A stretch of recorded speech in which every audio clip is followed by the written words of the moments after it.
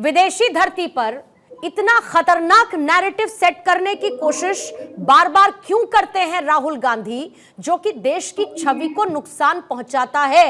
या फिर राहुल गांधी को ऐसा करने में अब मजा आने लगा है?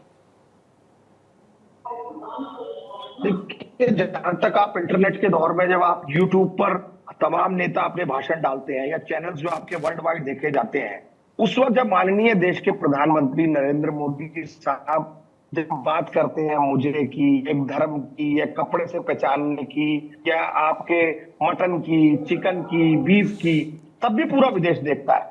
और जो इस देश की संरचना जब आजादी के बाद हम हमारे जो महापुरुषों ने की, जिन्होंने इस देश के लिए शहादतें दी, जो इस देश को बनाने में जिन्होंने महत्वपूर्ण योगदान दिया, जब वो विदेशों की धरती पर जाकर उनके बारे में बोलते थे, कहीं ना कहीं वो एक तरीके से देशद्रोह की सीमा में था। आज अगर अपने देश की बात अपने ही वहां एनआरआई लोग हैं और भी जो लोग हैं उस पर अगर रखी जाती है कि किस तरीके से मेरे देश में आज अगर अकलियत है या माइनॉरिटीज है, उनके साथ अगर आज व्यवहार हो रहा है। आप देखिए उत्तर प्रदेश में क्या हो रहा है।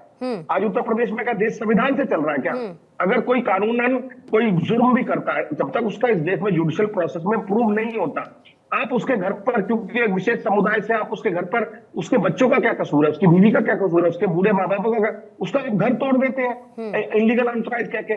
उस दिन तक वो इलीगल अनऑथराइज नहीं था, जिस दिन तक ये कुछ नहीं था। जिस दिन उसका कोई अगर इस तरीके की कांड हो जाता है एफआईआर, तो आप उसका घर तक तोड़ देते हैं। माइनॉरिटीज के साथ कितना दुराचार अत्याचार हो रहा है, इस बात को अगर रखना, जातिगत जनगणना की बात करना कि देश में कितने लोग कितनी संख्या में हैं और उन तक कैसे योजना बनाई जाए, इसमें कौन से देशद्रोह की बात है? मुझे समझ नहीं आ रही कि अगर जाकर इस वक्त देश में विदेशों में भी डायलॉग कर रहे हैं, अगर राहुल गांधी इंडियन ओवरसीज कांग्रेस का प्रोग्राम है, तो इसमें कौन सी बुराई है? और वो वहां पर यही तो बात रख रहे हैं कि हमारे देश में या किसी भी देश में जहां वहां पर कमजोर लोग अगर सुरक्षित नहीं है तो उनकी लड़ाई हमें लड़नी चाहिए। इसमें क्या बुराई है? इसमें कोई बुराई नहीं है। और आपके हिसाब से राहुल गांधी ने जो कुछ भी कहा वो सारे के सारे फैक्ट्स कोट किए हैं उन्होंने। मतलब विदेशी धरती पर मौजूद रहते हुए वो ये कहें कि हमारे देश में होने वाले चुनाव कॉम्प्रोमाइज हैं। ये वही चुनाव है जब 2014 में आपके हाथों में पूरा का पूरा सिस्टम था चुनाव आयोग से लेके, जो कि सबसे बुरी हार आपने जिस दौर में देखी 2014, जब सारा का सारा सिस्टम आपके हाथ में था। उससे पहले फिर उसके बाद आप 2024 की बात कर लीजिए, 99 सीटों पर आप आकर बहुत खुश हैं। ये भी इसी इलेक्शन के बीच में हुए जब सब राहुल गांधी को लगता है कि सब कुछ कॉम्प्रोमाइज है। फिर सिखों की बात करने लगते हैं। वो ये कहते हैं कि मैं ऐसा देश देखना चाहता हूं जहां पर पग पहन सके, पगड़ी पहन सके, सिख हाथ में कड़ा पहन सके। जरा बता दीजिए साहब, कौन सा ऐसा सिख है जिसको पगड़ी और कड़ा पहनने की इजाजत नहीं है, जिसको अरदास करने पर रोक लगा दी जाती है? मतलब एक खतरनाक नैरेटिव सेट तो करते हैं राहुल गांधी बाहर जाकर, और आप लोग बैठकर उसको इस तरीके से जस्टिफाई भी करेंगे। देखिए ऐसा है, जहां तक आप इलेक्शन की बात कर रहे हैं, तो खुद जो इलेक्शन कमीशन है उसने खुद कहा कि हमें वोट गिनती करने में इतने वोटों का डिफरेंस आ गया है। ये हमने नहीं कहा है, ये खुद इलेक्शन कमीशन ने 2 महीने बाद खुद कहा है। हरनाम जी, मैनिपुलेट मत करिए, यहाँ पर मैनिपुलेट मत करिए। और भी चुनाव आयोग ने बहुत कुछ कहा है। चुनाव आयोग ने बहुत शायरियां पढ़ी हैं विपक्ष के लिए, वो भी बता दीजिए जरा क्या कहा है चुनाव आयोग ने। और मैंने आपसे सीधा सवाल पूछा, यही सिस्टम है जिसमें आप 99 सीटों तक पहुंचते हैं और आप कहते हैं ये कॉम्प्रोमाइज है। तो कॉम्प्रोमाइज है तो आप 99 सीटों तक कैसे पहुंच गए?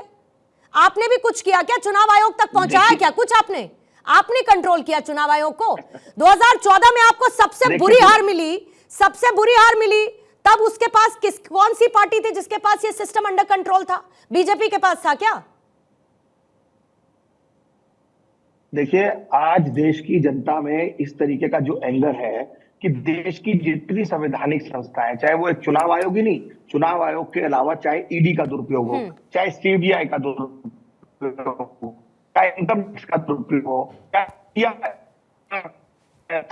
सत्ता पक्ष को दिखाने का प्रयोग हो, तो इन सब बातों को देश की जनता, आप समझ रही है, देश की जनता परिपक्व हो रही है। वो समझती है कि देश में इस वक्त किस हालातों में है। देश की जनता को परिपक्व कराने के लिए विदेशी धरती पर जाकर राहुल गांधी देश को बदनाम करने वाले शब्दों का इस्तेमाल करते हैं, देश की व्यवस्था को अव्यवस्था में बदलने की बात करते हैं, और आप देश की जनता को जागरूक विदेशी धरती पर बैठकर कर रहे हैं। बहुत अच्छी बात है। मुझे जल्दी से शिवम त्यागी को प्लीज कनेक्ट करवाइएगा। बीजेपी का पक्ष मुझे जानना इस मामले में जरूरी है, लेकिन उससे पहले विपिन शर्मा आपके पास आती हूं, या विवेक जी से पहले पहले एक प्रतिक्रिया मुझे लेने दीजिए, क्योंकि विवेक जी आरएसएस को लेकर भी कहा गया है राहुल गांधी द्वारा विदेशी धरती पर, और जब भी राहुल गांधी हमलावर होते हैं बीजेपी और आरएसएस, बीजेपी और आरएसएस, बीजेपी और आरएसएस, ये कहते हैं कि आरएसएस इस देश की व्यवस्था को समझता ही नहीं है, आरएसएस इस पूरे देश को एक मानता ही नहीं है, आरएसएस इस देश को तोड़ने का काम करता है।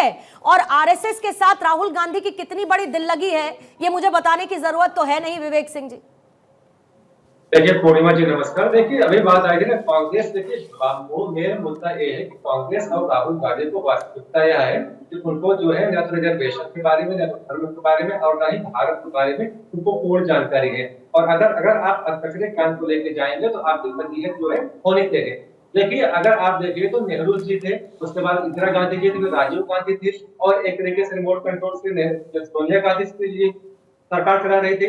उसमें जो है राहुल गांधी इतने पावरफुल थे कि कोई भी जो है पर्चा उखाड़ सकते थे संसद के अंदर। तो अगर आपकी सरकार थी तो आपने उसमें कास्ट सेंसस को लेकर, आरक्षण को लेकर आपने क्या किया, ओबीसी के बारे में आपने क्या किया, उनके जो है उसको अभी संवैधानिक दर्जा दिया नहीं। एक मुद्दा ये है। दूसरी बात, अगर आप पूरा झूठ बोलेंगे, और ये 2001 से जब राहुल गांधी बाहर जाते हैं तो विश्व जो है उगल के आते हैं। आपको क्या जरूरत है बाहर जाके देश की बदनामी करने की? जब अगर आप तथ्य पे बात करें तभी ठीक है, आप जो है बिना तथ्य की बात करें।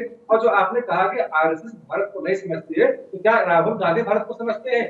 जो कि अगर आप देखिए तो राहुल गांधी और कांग्रेस दोनों की यही समस्या को भारत नहीं समझते हैं। जो 1925 से जो ऑर्गेनाइजेशन समाज के लिए, देश के लिए, धर्म के लिए और सभी जातियों के लिए जो काम कर रहा है, इसका उत्थान, जिसका कि मानना है कि सबका उत्थान हो, सभी धर्मों में भाईचारा रहे, उस भाव को लेकर चल रही है। उसको आप करें, उसको जो है पता ही नहीं है कि जो है देश क्या है, देश के इतिहास क्या है, देश का धर्म क्या है।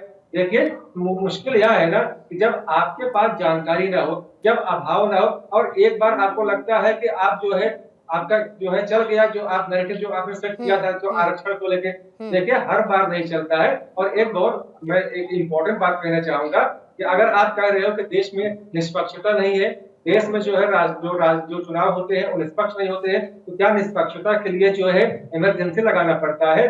क्या निष्पक्षता के लिए आप जो है बोल के भाग जाते हो? देखिए बोलना और भागना ठीक नहीं है। लगातार राहुल गांधी कुछ न कुछ विवाद बयान देते हैं, भाग जाते हैं। उनको बताना चाहिए ना, अगर निष्पक्ष नहीं है तो निष्पक्ष कैसे नहीं है? और कांग्रेस के समय में जो भी होता था, क्या सब निष्पक्ष था? लगातार चुनाव में जो है गड़बड़ी होती थी, उसको आप क्या कहेंगे?